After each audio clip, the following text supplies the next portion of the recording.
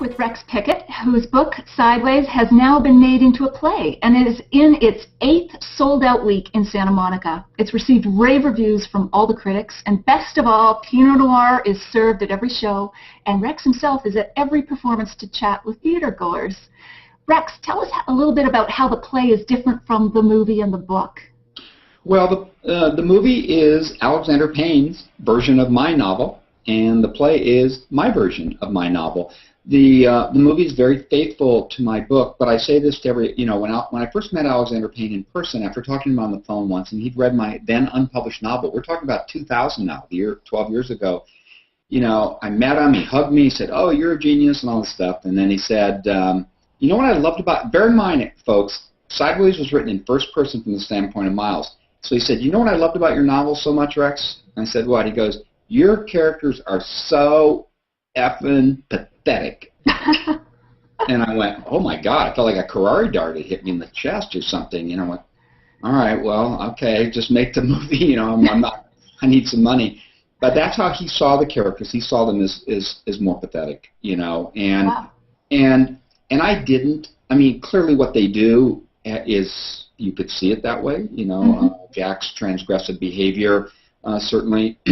But what we did is, when I was approached a year and a half ago to do the play, it wasn't my idea, it was somebody else's idea. And what I decided is that we would base it, well, for legal reasons, I have to base it on the novel. It was based almost exclusively on the novel. But there are scenes in the play that, there are scenes in the novel in the movie that I could have used in the play, but I had elected not to. I elected to kind of skew more to the novel. And I had a lot of choices, Natalie. Obviously there's a lot of compression. There's only a few things I can use. I think what the main difference is that the play, Jack is not quite the remorseless, sex-crazed Terminator that Thomas Hayden Church plays him as. He still does his bad things, but he shows more contrition. I get, by the way, this is coming from people come out of the theater. I've had people come out of the theater telling me they love it better than the movie when I say, look, don't quote me on that, A, and B, there are 3 entirely different mediums. Book, which is sort of a private experience, a one-on-one, movie, which is a 2-dimensional experience, and theater, which is alive. It's 3-dimensional. It's like the characters came out of the screen and walked right down in your living room. This is a very intimate space. It's a less than 99-seat theater. It's a very, very intimate space. But I think the relationship is emotionally deeper and richer in some ways than it is in the movie. There are a couple scenes in the second act that really take you away from the movie and more into the novel, places that Alexander really were out of his comfort zone. There's a very well-known, it's becoming known, but the first scene of the second act is after Miles and Maya, go to bed together. In the movie, as everyone remembers, they're sitting under a little walnut tree, and it's like, oops, we have a rehearsal dinner to go to. There's a little argument, you never see her again. Well, in the novel, that's not how it goes down. They're in bed in the Windmill Inn, of course, and she's going on and on about how her friend Tara, not Stephanie, is so in love with his friend Jack, and he can't take it anymore and confesses. It's a much more powerful, for those who know the scene, and you're watching it, it's 15 feet, 20 feet away from you, Natalie, it is powerful. Well then, and I kind of don't want to give it away, she has something to confess too, and it's in the novel. Oh, and it's not in the movie. It's not in the movie at all. But maybe I can say, because maybe a lot of people have read the novel, but Act 1, the final scene, ends at a hot tub where all 4 of them go up to this hot tub scene, which is in the novel, and Maya opens these Rishaborg and Latashas that she got from her husband in their divorce. Oh, but it turns out custody of the wine cellar. But it turns out Jack gave her, because Miles doesn't want to continue this thing anymore. He's got a train wreck he's trying to stop. Well, Jack gave her money to open those bottles. Oh. And she gives Miles the money back. It's a very powerful scene. It's not anywhere in the movie, and it is out of Alexander Payne's comfort zone completely. So you still get the movie, and you still get Miles and Jack, whatever. And the ending, that ending I don't want to give away for people, but the ending in the novel is a much more, I wouldn't call it a happier ending, but it's it's definitely more redemptive and it's more cathartic, and there is a Miles and a Maya, and it's not just on an answering machine, and it's not just a guy knocking on a door. Right. In the Alexander Payne, the director and co-writer, gave me every draft of the screenplay. And just to give you an example, and then I'll shut up. But he gave me every draft of the screenplay. In the first 3 drafts of the screenplay, the movie ended with Miles getting Maya's message on his answering machine. It went to black. After the 3rd draft, I finally said, Alexander, that's neither fish nor fowl. I mean, I know you don't want to do my ending because he said it was too Hollywood. Really? Yeah, He felt it was too Hollywood. Maya shows up at the wedding. In the book and in the play, but it's what she says. It's not like we're going to walk off into the sunset and get married.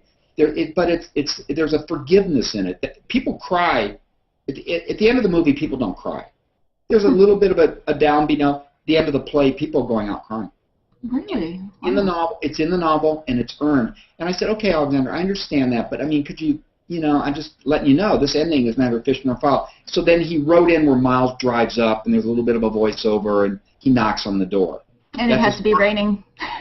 Well, that's great that it's raining because it shows that it's another some time has passed. I love that little ending, but it's not the ending in the play or in the book. And I said, Alexander said, I hate sentimentality. I said, I do too when it's slathered on like Nora Ephron or one of those horrible filmmakers. You just they do it blatantly or whatever. But if you earn sentimentality, if you earn it, I mean, Miles takes a beating in this movie, and he takes even more of a beating in the play. He finds out, his ex-wife has gotten remarried, and she's going to be at the wedding. He finds out later she's pregnant, much later. He finds out his novel's not getting published, and his best friend here is cheating on him and ruining his whole week. I mean, especially when he finds out his novel's not going to get published. I mean, he needs some scintilla of hope, I feel. That comes in the burger joint. I mean, that was kind of me in some ways, but with the exception of Jack, whatever. So those are some of the ways. It actually, I think, look, I love the movie. I want to go on record saying that. It did so much for me. It's a great movie. But it is Alexander Payne's slant on the book. For example, in the movie, people don't probably remember little scenes that I do. Miles goes and buys a porno magazine. I mean, that's not me. That's not in the book. It's not in the play. I don't have any problem with people read porno, whatever. That just isn't me, but it makes Miles look kind of pathetic. Here's another major thing, Natalie, and then I'll try to shut up, but I know it's hard to get you shut up, is Miles, again, first person standpoint of me, Miles in the book is a funny guy. He's not an 8th grade school teacher. He's an out-of-work screenwriter, and he makes light, albeit in a sardonic and often mordant, in his mordant way. He makes light of his, of his current state of destitution. He's a funny guy. In the movie, Paul Giamatti is not a funny guy. You laugh at him, but you never laugh at anything he says. If you go back and watch the movie, you'll see that. You laugh at the situations, the physical comedy, but you don't laugh at anything he says. Sometimes you laugh. It's just pathetic, yeah. You laugh at some of Jack's dumbass stuff about, let's move up here and get a winery. I'm going to call it the wedding. But you really don't laugh at anything Miles says. You laugh at things that Miles says in the book. And, of course, I drew so much of the dialogue from the book, which is one of the reasons I did the play, is because the book is so dialogue-driven, which is one of the reasons the publishing industry, I have over 100 rejection letters. They thought it read too much like a screenplay. But that dialogue now is in the play, and Miles, he can be a pretty funny guy at times. It admits everything else. So that's the long-winded answer to your question. The differences between, I think for people who saw the movie, if they were to go in and see the play, we were very careful about this, and I was really careful. If they went in and saw the play and just saw the highlights of the movie, it's kind of you're sort of selling out, really, in my opinion. You've got to give them something richer, something more than what the movie gave them, which was something rich and more vis-a-vis its own medium, and that's what look. I'm at the theater every night when they're pouring the wine, high-end Pinot before every performance from a different winemaker, and they're glad to come down. And I'm there at the close of every performance. I don't go and see it anymore because I only see the mistakes and a few little words I'd like to cut. And I just, it's finally, I guess in some ways, and here's a little bit of a downbeat note, is when Sideways came out, the movie, it was all about the director and the actors or whatever. I mean, a lot of people, again, to repeat myself in your first interview, thought it was the Immaculate Conception, that just sprung from nowhere. Well, it sprung from a guy's 10 years of his life. The 90s was a horrible decade of mine, and I've blogged about this extensively, My Life on Spec, The Writing of Sideways, on stage32.com for anyone who wants to go there and read that 15,000-word Jeremiah. We'll link to it. We'll link to it. Yeah, 15,000-word Jeremiah. But they'll get a real good sense when you're going to ask about writing. I would just say go there. You want to know what it's like to try to be a writer, read that, My Life on Spec, The Writing of Sideways. But, you know, I didn't get really, I don't think, the respect or attention I deserved for what I did there. You know, on the other hand, I give all the credit to Alexander Payne, but nobody else, the producer and the actors, they never once thanked me in any award speech. Never even. One point, Virginia Madsen thanked everyone, including her dog, and didn't say my name. I'm not joking. I'm not joking. You know, so, you know, what's kind of neat when I look at the poster for the play, it says Rex Pickett Sideways. It is my story. It really is, you know. And so, and had it not worked, it'd been a bummer. I wouldn't be talking to you right now. First of all, the fact that it works and there's so much love for those characters, I don't know. I feel like, at the risk of immodesty, is a tribute to what I suffered and what I ultimately dared to go and put. I mean, that's my personal life up on the screen. You know, absolutely. Finding about your wife or staggering out of the hitching post or whatever. That's my personal life. That's how I was circa the 90s, you know. So wow. And so is Vertical circa the early 2000s for you? Yeah, I mean, Jack and Miles go to Oregon, the Pinot Noir Festival. Well, in this one. Vertical is literally my life when Sideways hit. I was just turned upside down. I mean, suddenly now, even though I was saying a moment ago that maybe I didn't get the respect, I certainly still, though, was a celebrity. I'd go to wine festivals, and there'd be 300 people waiting to sign the book. So really, Vertical is Vertical is 7 years later. Miles has written a novel, and he's gotten it published, and it's been made into a movie, and he's a success. And his mother's had a stroke, and she's in assisted living in San Diego. Jack is divorced and on the skids and has a kid, as my friend Roy ultimately happened to him. And so Miles gets offered to be the master of ceremonies at the International Pinot Noir celebration in the Great Willamette Valley of Oregon, which is planted in over 80% Pinot Noir, as I was. So Miles' mother wants to be with her sister in Wisconsin. So he hatches his plan. He leases this luxury, deluxe, handicap-equipped ramp van. He rolls in his wheelchair-dependent mother, her pot-smoking Filipina nursemaid, her little Yorkie terrier, a depressed Jack, and 12 cases of Willamette Valley Pinot, and they head off for Oregon en route to Wisconsin. That's Vertical. Of course. So, that's very formulaic. No, it's not. It's very funny, but it's personal, and you know, I write from a very personal place, and then I fictionalize. I go out from there, and you know, for me, Vertical is the flip side of the same coin. Sideways was about failure. Right. Vertical's about success. And it's the same coin, Natalie. Oh, yeah, no, this is great. We evolve along with you. And now you've got book 3 in the works. Yes. And I hear via the grapevine, Miles and Jack are off to another country. Yes. But we're not revealing which one yet, are we? No, we're not going to reveal it yet, but it is in the... I wasn't going to write a part 3. Vertical, which I won't give away, does leave you hanging. But here, let me just go back to something. You know, I grew up in San Diego. I've been living in Santa Monica here at Los Angeles for a number of years. I've written so much about Southern California, the Pacific Coast. I've sort of really kind of depleted. You know, I really need something new. I need Miles and Jack. See, because when you say Miles and Jack, it's really Miles, because Vertical really, it is Miles and Jack, but it really becomes more Miles and his mother. The last third of the story becomes more about the two of them in some ways. And it's really my journey. Sideways is my journey. It's not so much Jack's. And Vertical is even more my journey. And Jack will definitely be in there because he's such a wonderful foil. But I feel like I need to discover a new place. So, yes, I am going to go to another country. I can't disclose it. And I will be there with a writer in residence at a university. And it will be a major wine region. And I will say that.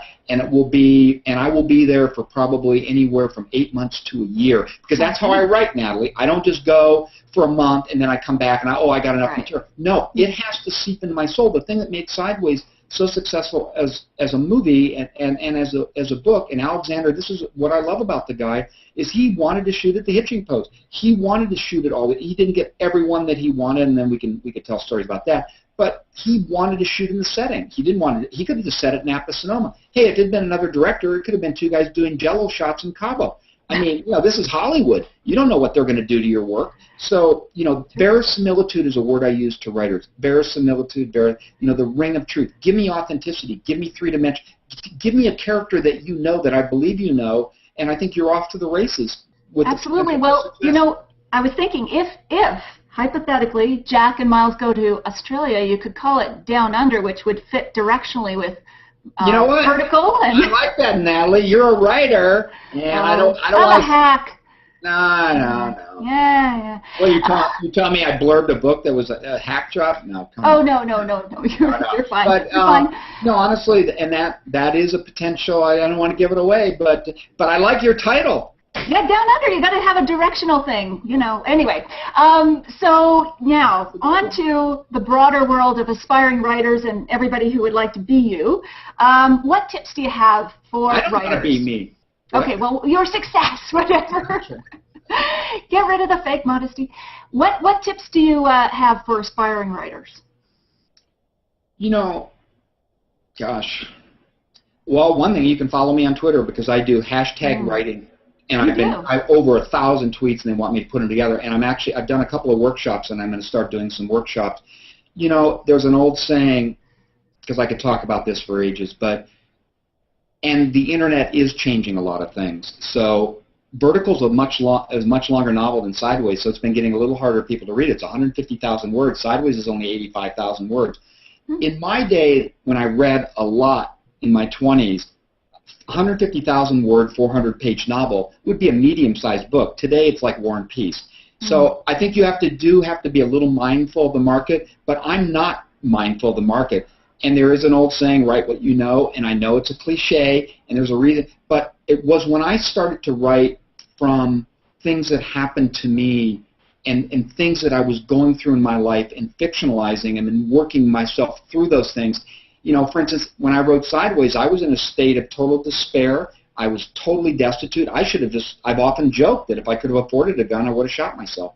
But I couldn't sell that unless, I was smart enough to know, unless I laced it with humor. I think the key is character, and I think the key is conflict with character. So for me, Jack is the opposite of Miles, and it comes from my reading of Jung, and I also say read a lot.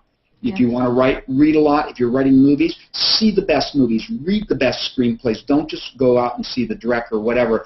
And really, just educate yourself. I would steer away from how-to books on writing. I would try to find my own unique and singular voice, because even if agents, and I've had quite a few in my career and I've gotten to know them, even if they think that work is unique or whatever and they can't sell it, they like the fact that you have a new and singular voice and you aren't just writing the next rip-off high concept. So I would say, and this is going to sound cliche, but write what you know, be unique, find your own singular voice, and don't just wait for this thing to sell or I'm going to get an agent or whatever. Don't tell me about your whining, because when I wrote Sideways, I had process servers knocking at the door. It was well, my advice there is just don't answer, because they're not allowed to walk in. Just keep writing. Another useful tip. I've often said to people, how low can you go and still turn on your laptop? Don't whine to me, because it went years. Admittedly, in the 80s, I made a couple of independent feature films, and the second one was released, and it didn't fare well. I could have walked away and maybe gotten a job, I don't know what, teaching or something. And I didn't. I just kept at it. It's really about drive and passion and dedication, and how low, how deep can you go? If you're in a state of despair, or I don't know, if you're a drug addict, write about that, because that's something intimately. And don't just make up cops you've never met and firemen and space monsters and sci-fi creatures. And you know what? If you do and you make it, good luck. But that's not the kind. I am who I am. And Sideways endures to this day, and it really does, again, at the risk of immodesty, because I wrote these indelible, iconic, archetypal characters who have a certain universality to them that lives to this day. And I see it every Friday and Saturday and Sunday at the play, the validation, be yourself, go bare your soul, go deep. Hey, I went so deep. My ex-wife, who I adore, she produced and acted in both my feature films. She now teaches at NYU. She won an Academy Award for a short film that I wrote, Best Live Action Short 2000, Oscar. Yeah, I get custody rights to it. Works well in a wine bar, by the way. She told me to burn Sideways. Wow. It was too personal for her. And I almost did, Natalie. I love her to death. We're very close friends. She told me to burn it. My agent talked me out of it. I'd say that's a reason for divorce now. She's probably a Merlot lover. You're going to tell me next. Right. No, she's not a Merlot lover. I think it's some of the more personal details about Mouth. That's why, but we won't go there. You know, I know this is a family show. Well, Rex, that is a remarkable story. I mean, you richly deserve all your success, and I really appreciate you taking the time to talk to me and all the folks, more importantly, who are listening and watching this and looking to you for inspiration, and all those who found, you know, a lot of enjoyment and pleasure in reading your books and watching the movies. So thank you, and I raise my glass to you. All right. Cheers. Thank you, Natalie.